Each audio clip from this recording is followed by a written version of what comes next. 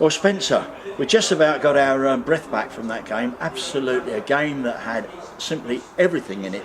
After a dreadful start, you came back into it. What's your reaction to the game?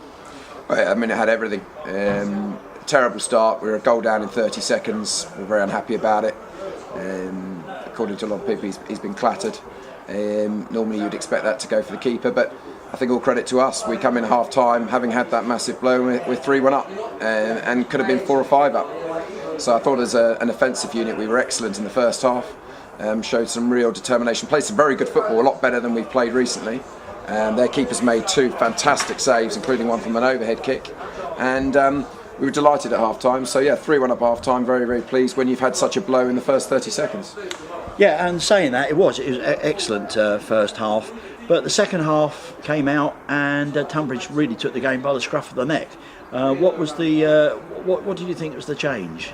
Well, I mean, they did take the game by the scruff of the neck at all. I don't think for the first 15-20 minutes the game was a very dead game. I don't think they created much of a chance at all, nor did we, but obviously we did look at the situation. You're 3-1 up in the game. I thought the game was killed very well.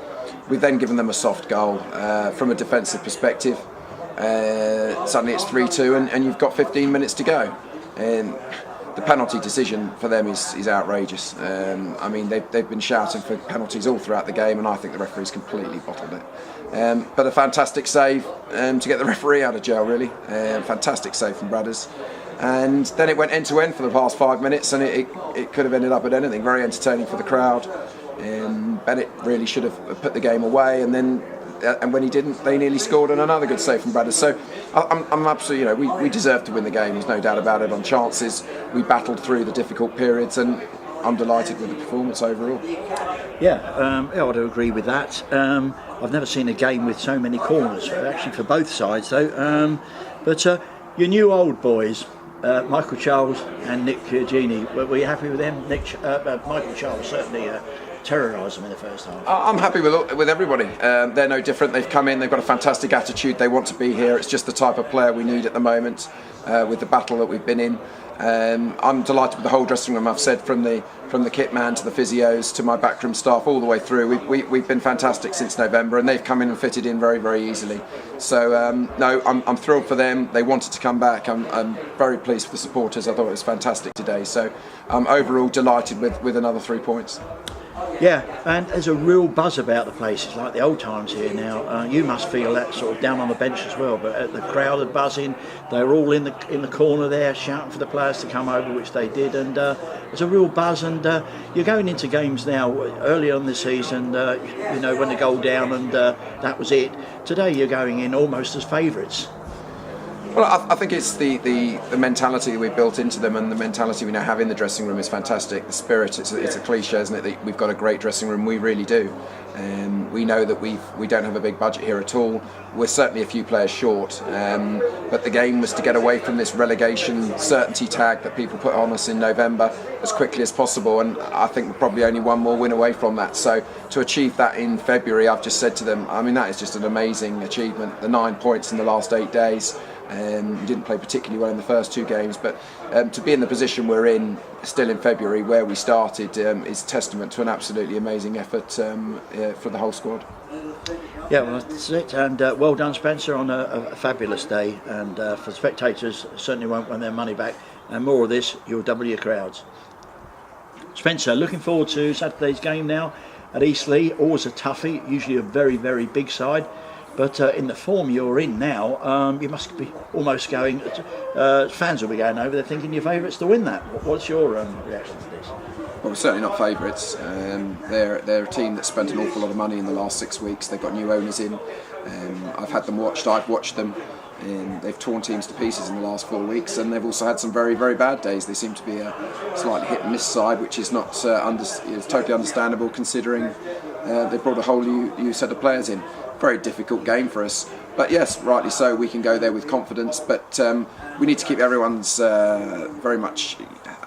need to be very realistic here. We haven't played particularly well in the last the 2 games before the last Saturday game, but we did pick up the points. So we'll be positive, but we'll also again still be realistic. We need to keep feet on the floor and realise this is a very, very difficult game, and Eastleigh have a phenomenally good home record. So don't want anybody getting carried away, but certainly the buzz around the club shows we can go there with a lot of positivity. And you're almost, for the first time really this season, sport for choice in player selection, with players over, and you've brought 2 players in, old boys that have come back, and certainly strengthened the side up. Have you any more plans for any more? Well, we're desperately short of players. I disagree totally. We've lost 4 loanies in the last few weeks and haven't replaced them. So we're very bare bones. I'd like to bring a couple more players in. Obviously, we have to look financially and be very sensible with what we're doing, especially now that, fingers crossed, we're not far from securing our future for next year, which was my main priority when I arrived.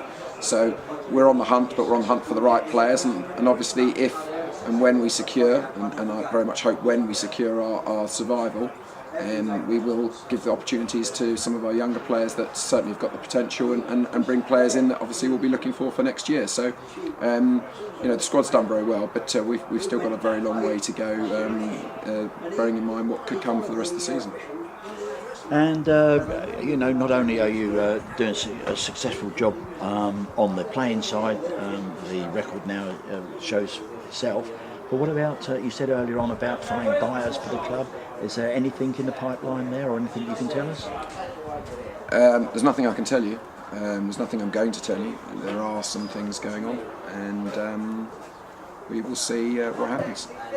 So are you quite happy about what's going on? Obviously you won't, you said you won't say, but are you quite happy with what's going on? I hope so. I mean, I have to look for the best things for Farnborough Football Club, and I'm hopeful that, and I hope I'm doing the right thing for the club, and I hope the decisions that I'm making off the pitch are the right things for the club, and maybe something will come about in the next couple of days. But I've got to make the right decisions for Farnborough, because it's obviously a lot more important for them than me. It's the football club is far, far bigger than me. Well, it's certainly going the right way at the moment, and as I said on Saturday evening, that there's a real buzz about the place, and it's all come about since you and your team have come down here, and you must be really, really happy the way things are going. I'll be delighted, really. I mean, it's the way that the team has come together. The attitude in the dressing room is phenomenal, and what we've achieved since November when we arrived, obviously I'm delighted.